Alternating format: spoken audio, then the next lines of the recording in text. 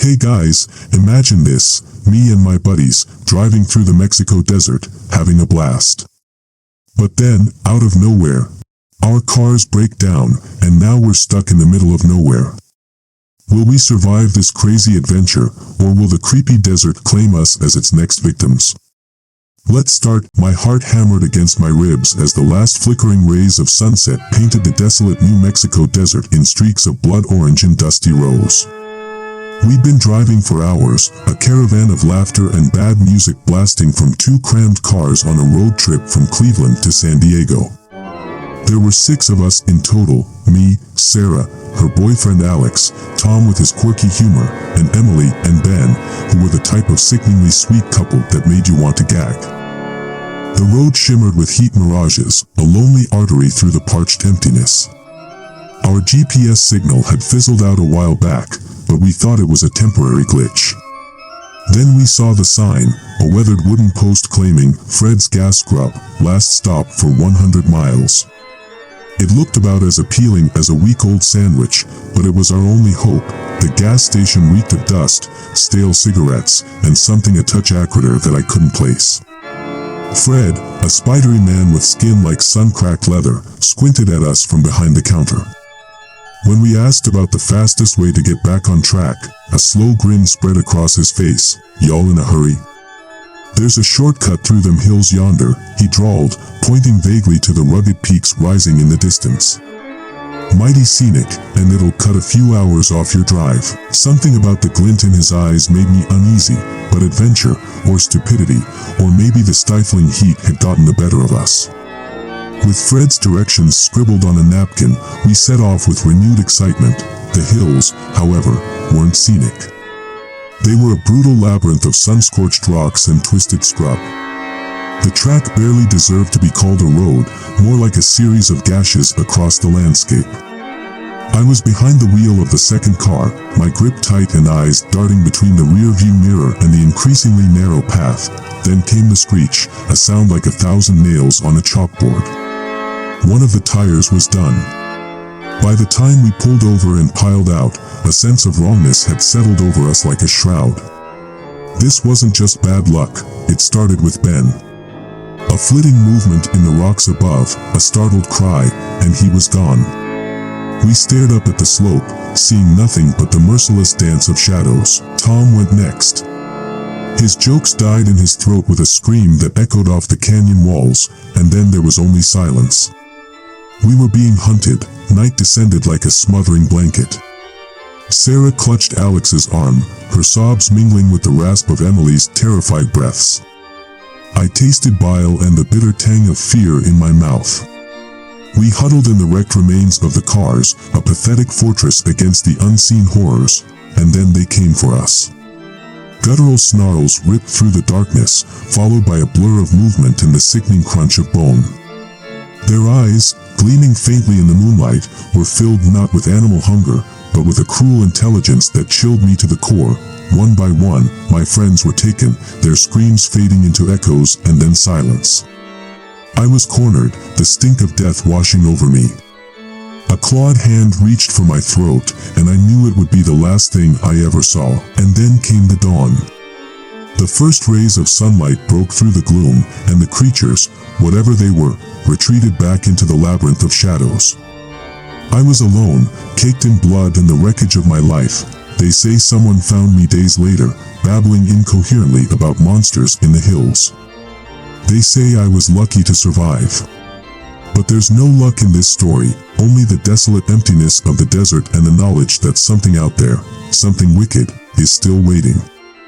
They called me lucky. Lucky to survive the ordeal, lucky to be found wandering the desert, lucky to be alive. But as I lay in the sterile white of the hospital room, the desert sun replaced by the harsh glare of fluorescent lights, I knew there was no luck in my story.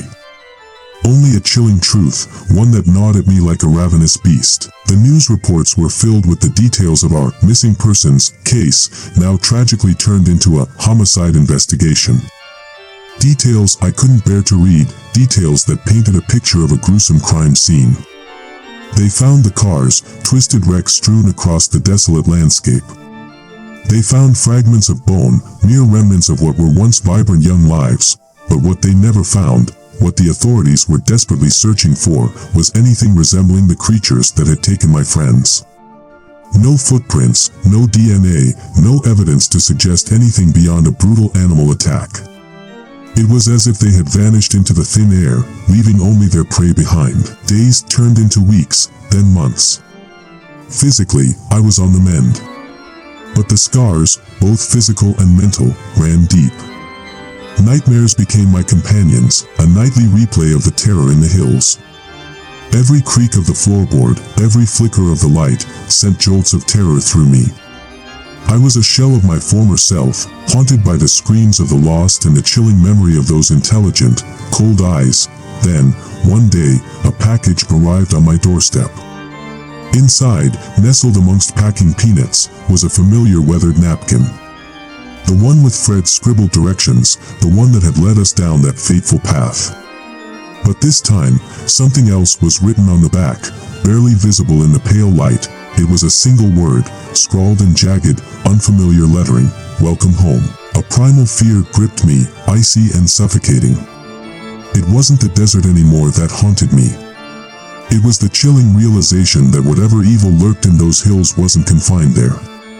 It had followed me, and it knew where I lived, the lucky survivor they called me. Now, with the single word etched on that napkin, I knew the truth. I wasn't lucky. I was marked. And the hunt had only just begun. The single word, "Welcome home," scrawled on the napkin, felt like a branding iron searing its message into my soul. Sleep became an unattainable fantasy, replaced by a constant vigil against the unseen. I boarded up the windows, installed security cameras, and kept every light in the house blazing, a desperate attempt to ward off the shadows lurking at the edge of my vision. One night, as I sat hunched over, clutching a worn photo of my lost friends, a rhythmic clicking sound began outside. It was faint at first, almost imperceptible, but it grew steadily louder, like the tapping of claws against glass. Panic surged through me, cold and paralyzing. I scrambled to the window, peering out into the inky darkness. Nothing, but the clicking continued, now accompanied by a low, guttural growl that sent shivers down my spine. I backed away, fear turning my legs to lead. The sound moved around the house, circling me like a predator stalking its prey. Suddenly, a loud crash from the living room shattered the silence. I froze, every muscle in my body tensed. Then, footsteps.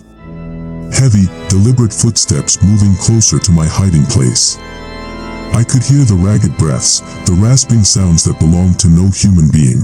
Tears streamed down my face as I reached for the drawer where I kept my father's old hunting rifle. It wouldn't stop them, I knew that. But it was all I had.